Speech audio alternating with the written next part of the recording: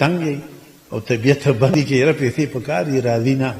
کار دې نه چلیږي نو استغفر الله الذي لا اله الا هو الحي القيوم بیا زور وایي ښه هو الحي القيوم زور وایي نو دا زور ما د قبلګار رحمت الله علیه نه تاسو کومه دا ولي وی دا زور چې دی دا زور فضله دی امال فضله دی نو دې سړي له مال ډیر راځي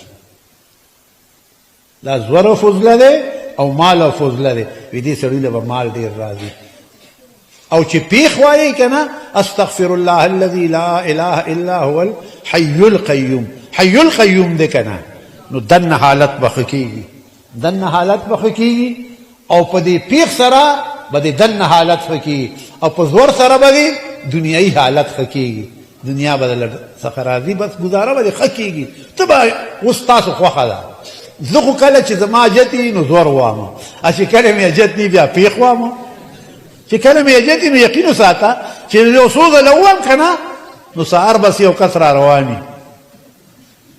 نو تاسو ته مې دا چلو خو ښه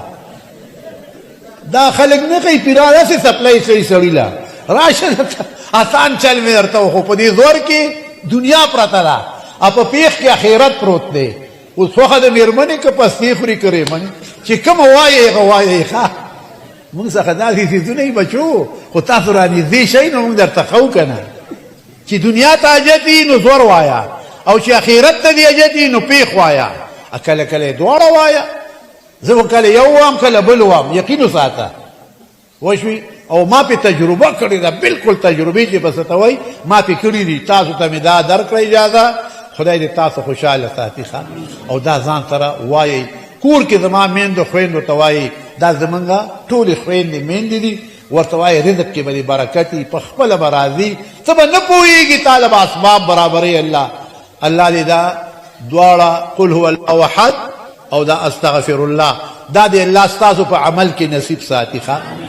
او کلک اوسئ هلته غونته درود شریف وایي په رسول الله صلی الله علیه وسلم باندې ځکه رسول الله صلی الله علیه وسلم رحمت للعالمین موږ باندې ډېر مهربان دی دومره الله رحمت را لېږلی دی نو چې